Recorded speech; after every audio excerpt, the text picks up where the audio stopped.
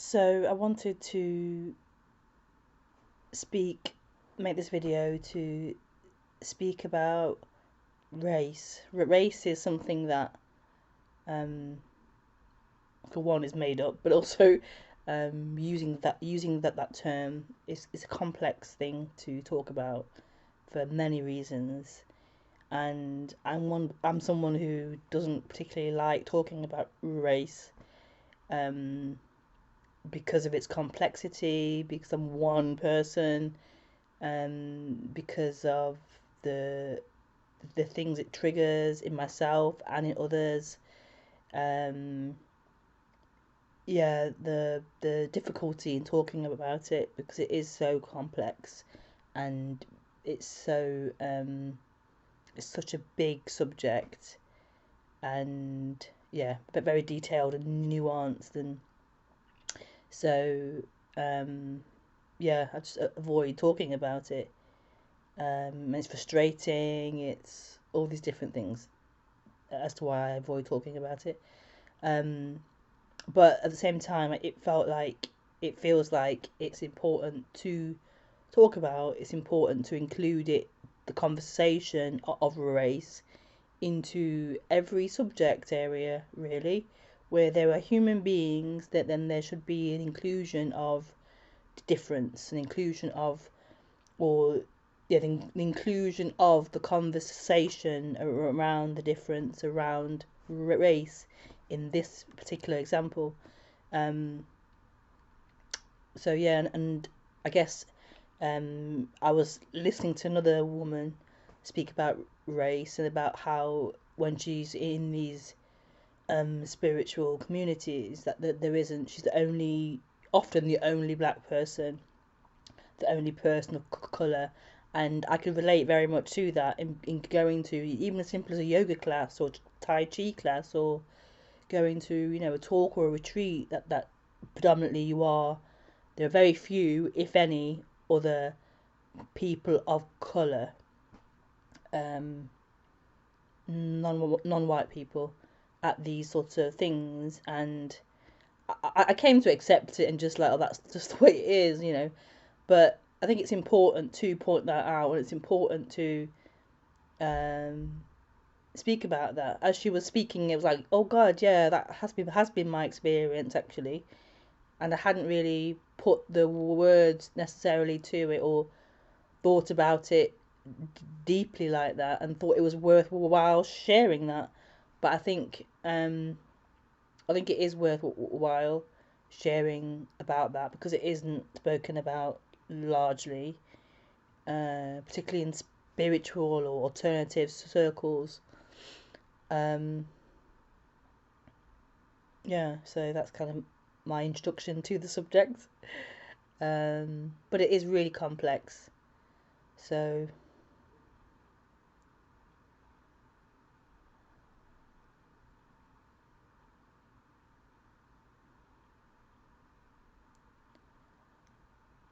what do I want to say about it?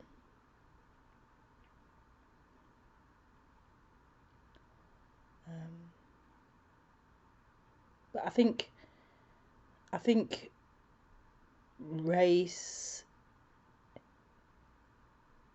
is a very sensitive subject for people, and I think that needs to be looked at.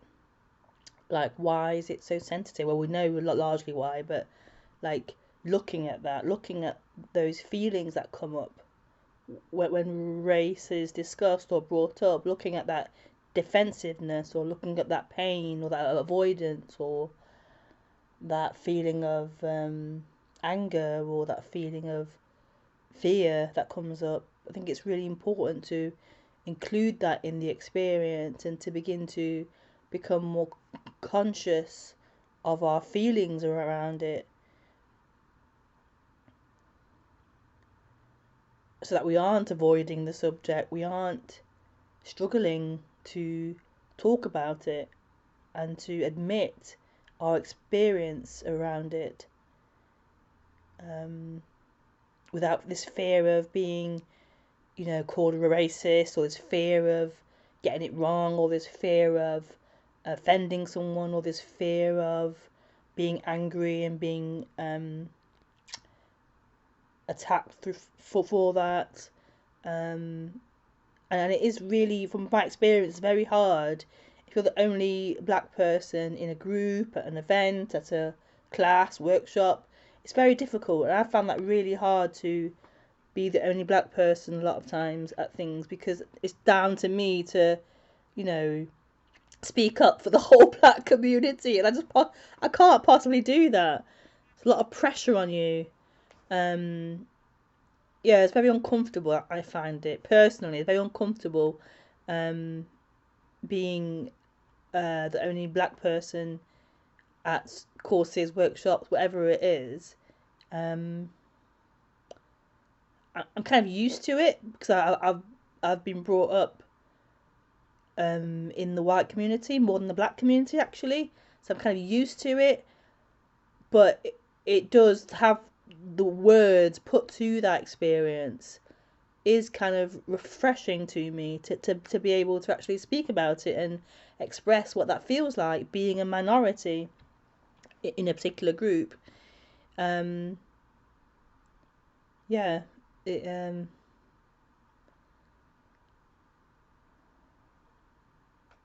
so yeah, I think it's just important to express that, really. Um,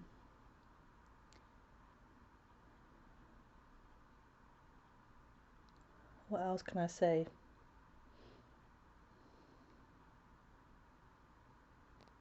And for me as well, it's uncomfortable to have to defend and argue an experience, or argue and defend my perspective on things. And I've felt quite, you do feel quite alone in it, and you feel, well, I feel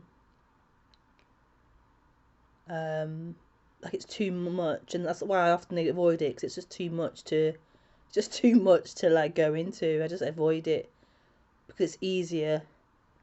It's easier. Um,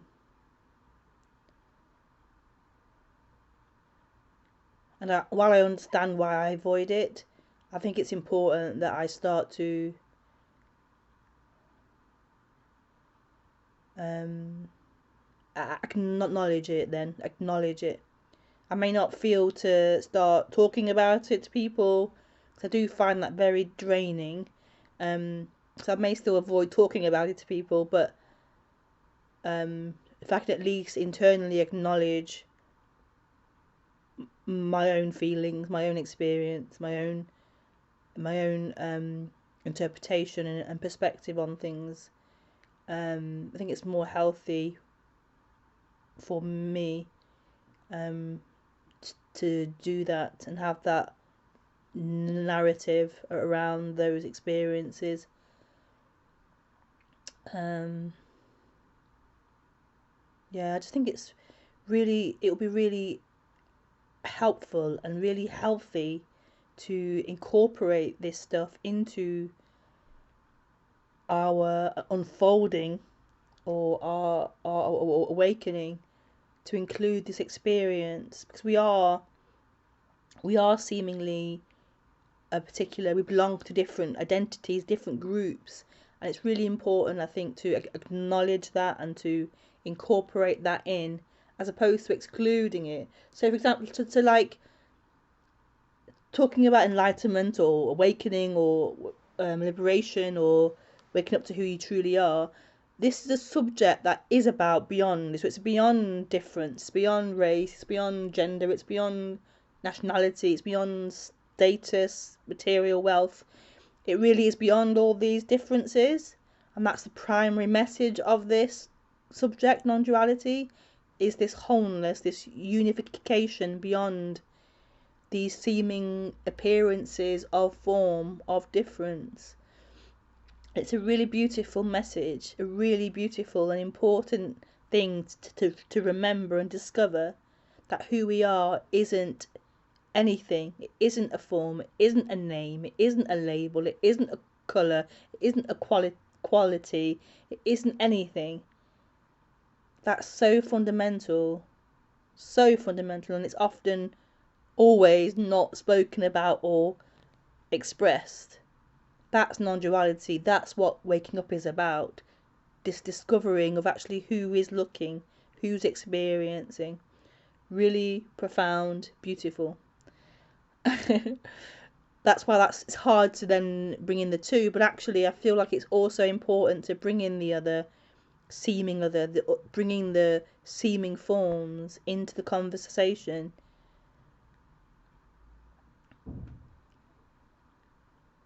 Otherwise it's like you're cutting off, or you're denying, cutting off from this experience. And race, colour is an experience. It is. I think in the predominant culture of white people, race isn't an issue because you are the dominant. So race, being white, isn't even thought about or discussed or even brought up.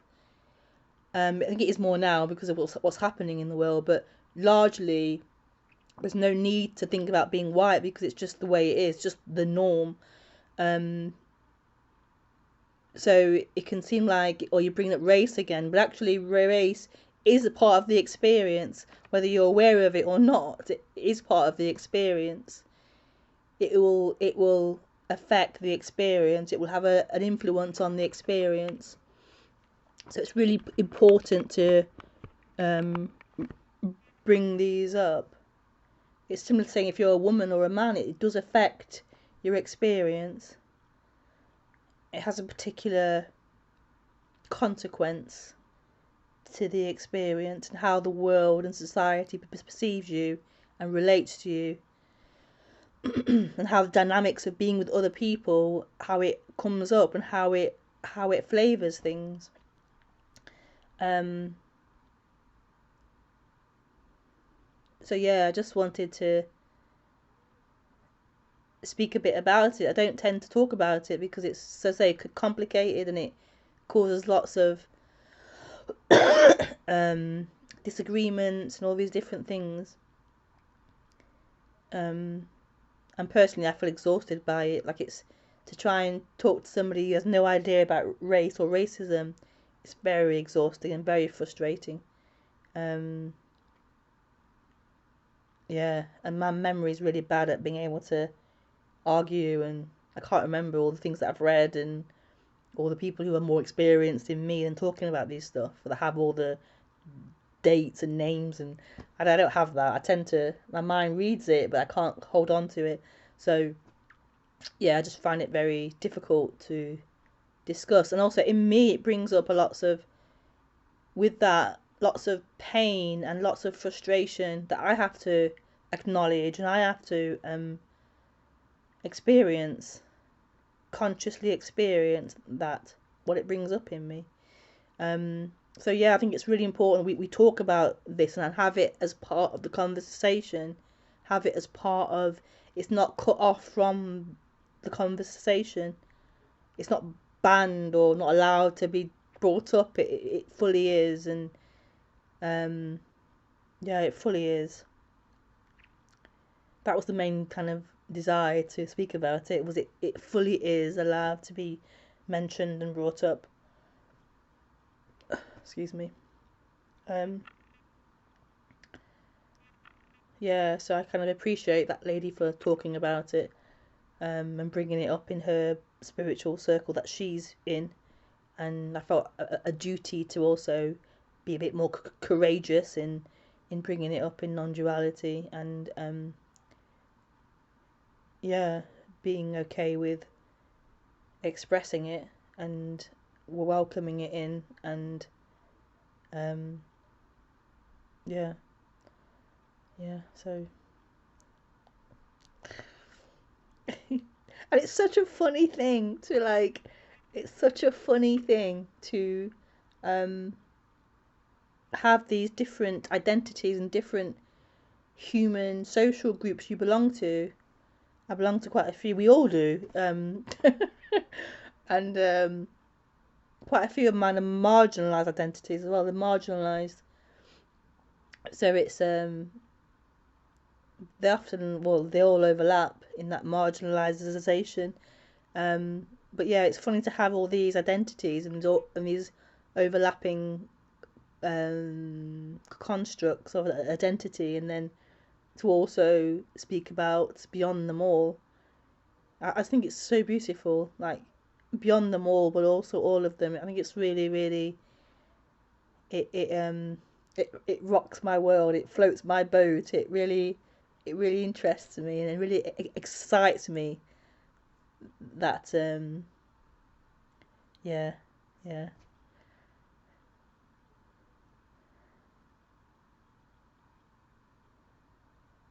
So this isn't a denial. Non-duality or any spirituality isn't a denial of these differences, of this human reality, human perspective, interaction perspective, and it really feels like it really feels like our difficulties, or yeah, on one hand difficulties, but on the other hand our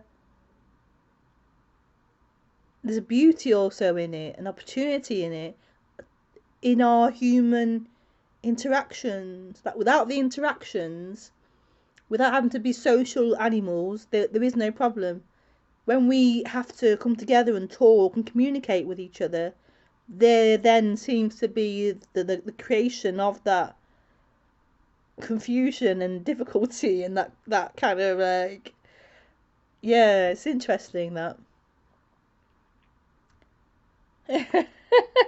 It's interesting, but then human interaction gives us a great chance to like see, like, to connect with yourself, like connect with yourself, who we ultimately are, in a parent other. That's quite beautiful, really beautiful. But then each other has different forms and different conditioning and different labels and different like experiences, and then to be able to come together and have a desire to connect beyond these differences, but also to acknowledge them and to be able to support the other in them and to hold each other in them, but then to see beyond them and know beyond them there is no difference, there is no other.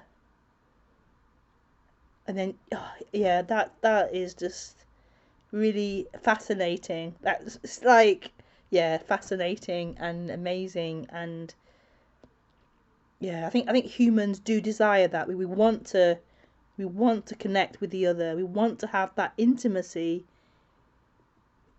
beyond the surface stuff.